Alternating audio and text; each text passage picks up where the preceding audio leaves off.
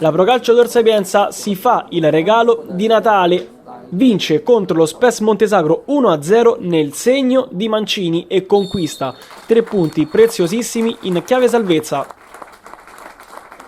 Il primo squillo è degli ospiti, Agostinelli serve D'Antonio che vince il rimpallo e scarica in porta il pallone che però termina di un soffio fuori.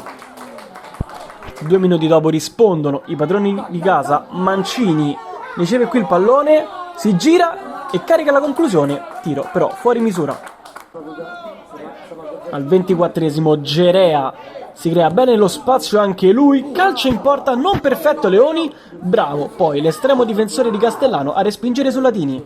E al 31esimo arriva il gol che rompe l'equilibrio, Spano trova sul secondo palo Iago Bucci che col piattone la rimette dentro per Mancini che in tap-in sblocca il match e fa 1-0. Secondo gol consecutivo per il bomber di Castellano. L'ultimo minuto della prima frazione, Strazzeri trova D'Antonio che a tu per tu col portiere e si fa murare sul più bello dal difensore gialloverde.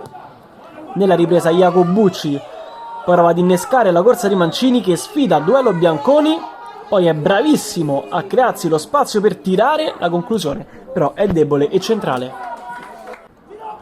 Dall'altra parte D'Antonio all'8° minuto dribbla il difensore ma spara alto. Spes Montesagro scoperto e allora prova a colpire il Procalcio Tor Sapienza, ci prova con Bisaccioni, troppo frettoloso in questa occasione, para facile Leoni.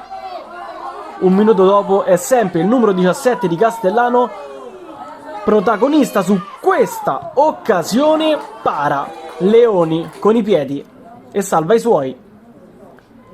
Preme lo Spes Montesagro nell'ultimo quarto, Renzetti pesca bene Gerea che prende solo l'esterno della rete, occasione colossale per pareggiarla. E all'ultimo minuto Pafi serve Betti che mette questo cioccolatino in area di rigore ma nessuno riesce ad impattare il pallone.